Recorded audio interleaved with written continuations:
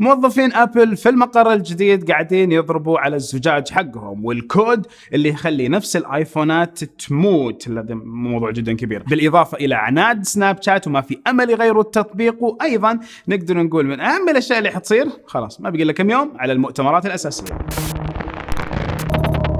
السلام عليكم ورحمة الله وبركاته، أخوكم فيصل السيف من استوديو التقنية. أرحب فيكم في أخبار جديدة. نبدأها بالخبر الأول، وإنستغرام يمكن قريبا تنزل خاصية جديدة تمكن المستخدمين من رؤية من أخذ لقطات شاشة لستورياتهم وأيضا لصورهم.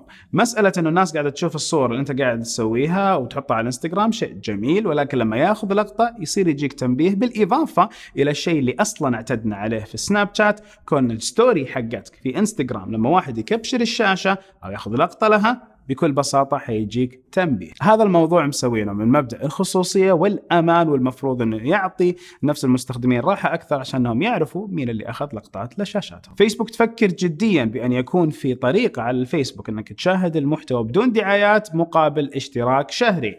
انت تشترك على فيسبوك يصير ما يطلع لك دعايات ابدا. وحتى لو تيجي تشوف الاحصائيات اللي قاعدين يسووها في فيسبوك، نتكلم على عالميا متوسط الدخل اللي يجيهم من كل شخص حوالي $6.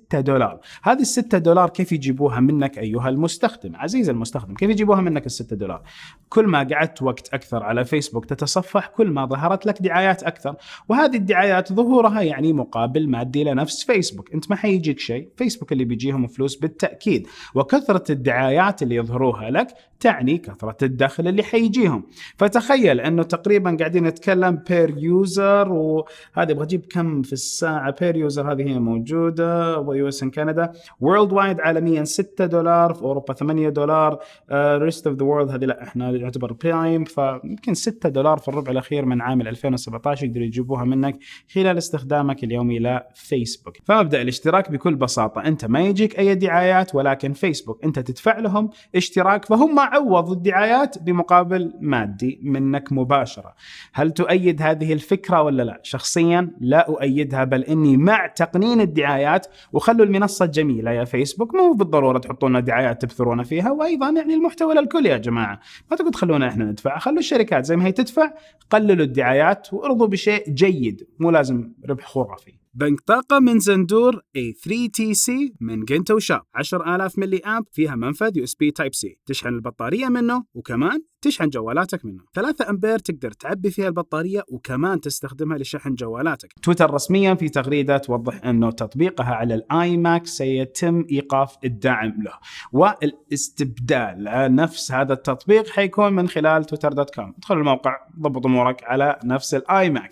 وتقريبا هذا الشيء اللي أكثرنا يسويه، وقليل من الناس اللي عندهم آي ماكات يستخدموا نفس التطبيق رغم دروج التطبيق بشكل كبير في بعض أنحاء العالم.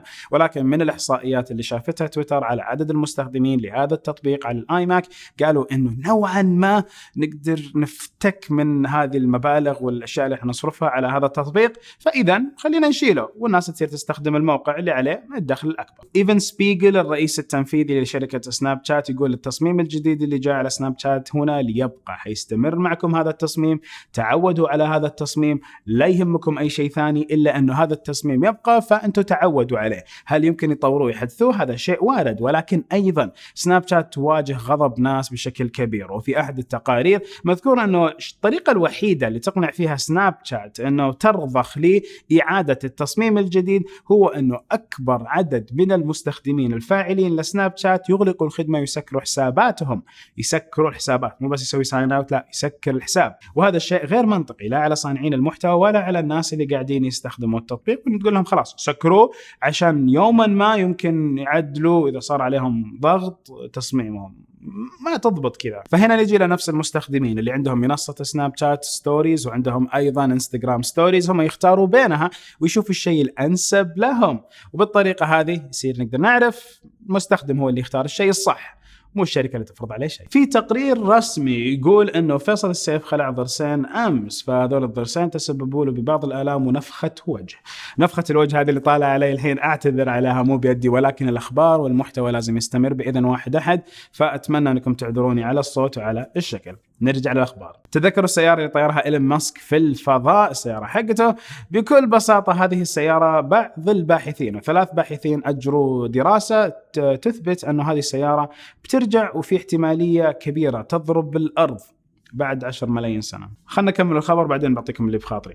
أول شيء يقولوا إنه على عام 2090 حاجة زي كذا، إنه السيارة حتكون في أقرب مدى لها في الكوكب الأرض، حتكون لفة كبيرة جدا على نفس الفضاء، وحترجع إلى أقرب مجال للأرض، ويكون شيء جدا خطير. ولكن هذا المجال يعتبر بيننا وبين كوكب مارس تقريبا، مريخ. وأيضا نتكلم على إنه هذه السيارة المفروض إنه ما أصلا رميات في الفضاء بحكم هذا التقرير، وهذا الشيء يعرض البشر لخطر جدا كبير. فما بالكم إنه جت تطيح على الأرض وتخترق مجالها الجوي بسرعة جدا عالية، فهنا نعرف أنه حيصير في مشكلة في الأرض. تختيم الخبر وقولوا لي تأيدوني ولا لا. 3 باحثين حطوا جهدهم في بحث عشان سيارة إيلون ماسك. الله يعطيكم العافية رب العالمين يقويكم. أتمنى أنكم تحطوا جهدكم في شيء ثاني يسوى للبشرية.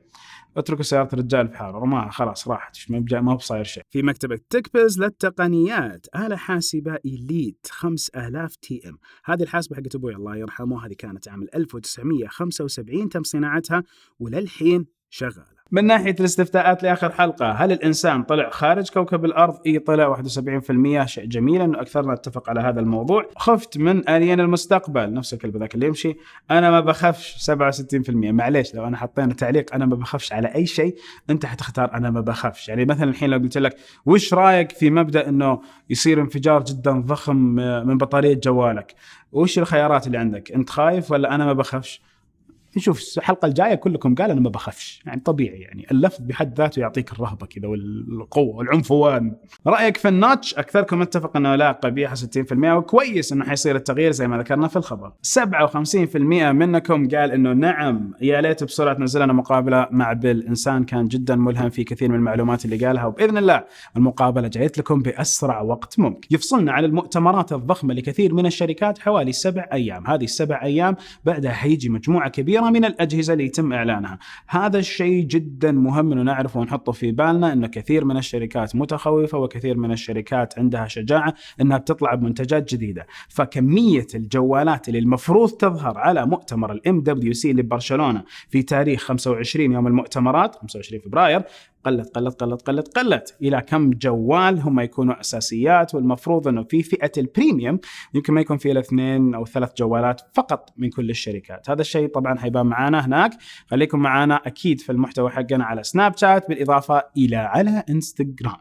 فنشوفكم إن شاء الله من برشلونة بإذن الله، رايحين هنا قريب. معلومات عن شركة LG ونيتها أن تطلق جوالها الجديد اللي هو LG G7 بدال LG G7 اللي يكون اسمه جودي. هل هو أسلوب جديد في نفس التسمية؟ يمكن، ولكن الشيء اللي عرف عن هذا الجوال من خلال بعض التسريبات أنه حيكون فلاجشيب أساسي يحمل نفس النمط والDNA الدارج في الأسواق حق الجوالات البريميوم، فيمكن يكون في مقاومة الماء، مقاومة الغبار، بالإضافة إلى يكون في industrial material، مواد جدا قوية أو صناعية قوية تتحمل كثير من الضربات. هل هو لمحة من V6 أو V30؟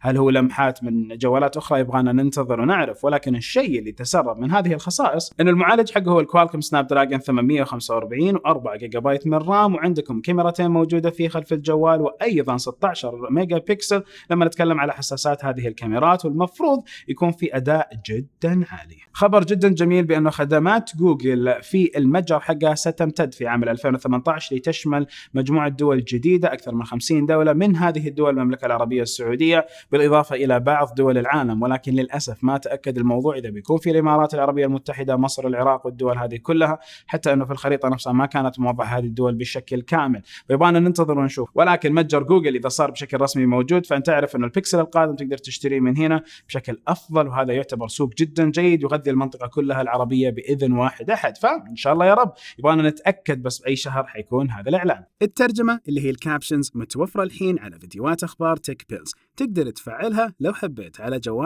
أو على المتصفح. نتمنى أن صوتنا يوصل لفئة أكبر من الناس والناس تستفيد من أخبارنا. وفي تقرير يوضح أنه ال3 جوالات القادمة من شركة أبل، الآيفون إكس ال3 الجداد اللي مفروض يكونوا 5.8 6.1 6.5 إنش بأحجام الشاشات، وتختلف أنواع الشاشات هذه. نقول أنه هذه الجوالات يمكن تحصل على إعادة هيكلة لنفس الشريط اللي موجود على الشاشة، وهذا الشيء اللي كثير من المستخدمين كانوا يبغوه، أنه الشريط هذا هذا العلوي اللي موجود فوق يتمنوا انه يتغير، انه ياكل الشاشه بشكل سيء. اذا تم تاكيد هذا الموضوع فاذا كل الاغلفه حقت الجوالات هذه اللي تسربت المفروض انها لا حينفى وحيجينا تعديل جديد. فننتظر ونشوف وان شاء الله يا رب العالمين خير. ولكن الشيء الاهم اللي قاعده تواجهه شركه ابل الحين هو اخر بق طلع عندهم وذكرته على تويتر. البق في نفس الكاركتر اللي هو مجموعه حروف ومجموعه احرف مذكوره تطلع لك شكل واحد في اللغه الهنديه، وهذا الشكل اذا تم ارساله لاي جوال ايفون الجوال هذا حيطفى بشكل كامل او يسوي له ريستارت على حسب. وايضا لما يكون عندك مثلا تطبيق الاي مسج ويجي لك رساله عليه، اذا كانت هذه الرساله باينه من اخر الرسائل اللي جت عندك فاعرف انه الجوال نفسه التطبيق ما راح يفتح، يبغى لك نفس الشخص يرسل لك رساله ريسكيو، رساله انقاذ. الموضوع هذا نفسه غريب وصعب نوعا ما، ولكن نحس انه بالفعل في إن لما تيجي مشكله زي هذه نتمنى ان ابل تحلها قريبا، والمفروض انه الحل حيجي من خلال تحديث قادم. نستنى ونشوف باذن واحد احد. والخبر الاخير هذه المره يعني على اساس انه ماخذينه فن ورواق، طبعا كلنا ضربنا في قزاز يوم من ايام حياتنا واحنا قاعدين طالعين شغل جايين شغل، ولكن مشكله قاعد يواجهوها كثير من موظفين ابل في مقرهم الجديد اللي هو المركبه الفضائيه حقتهم. لو تكلمنا على كثير من الموظفين ما ينتبه انه فيها الجدران الكبيره الزجاج ويروح يخبط بالجدار نفسه. ويقول لك احد المختصين في هذا المبنى انه مع كثره هذه الحالات هو نفسه يضع اللوم على شركه ابل لانها لم ترسل تنبيهات عن نفس هذه الجدران بشكل كافي ووافي لنفس الموظفين. انت كموظف لما تروح مبنى جديد في شركات الراقيه طبعا يجي لك زي بعض المعلومات عن نفس المبنى، يعني مثلا ابواب الطوارئ، نقاط التجمع، الاشياء هذه كلها يقولوا لك اياها في المباني. فايضا احد الاشياء اللي كان لازم يقولوها للموظفين ويرشدوهم عليها التنبيهات للابواب الزجاجيه او نقدر نقول الالواح الزجاجيه الكبيره. بالصراحه اتمنى لو كذا يفك فيديو في كميه الناس اللي ضربوا على هذا القزاز. نهايه الاخبار وكل الاخبار، سبحانك اللهم وبحمدك اشهد ان لا اله الا انت استغفرك واتوب اليك. نشوفكم على الف خير يا جماعه في اخبارنا القادمه.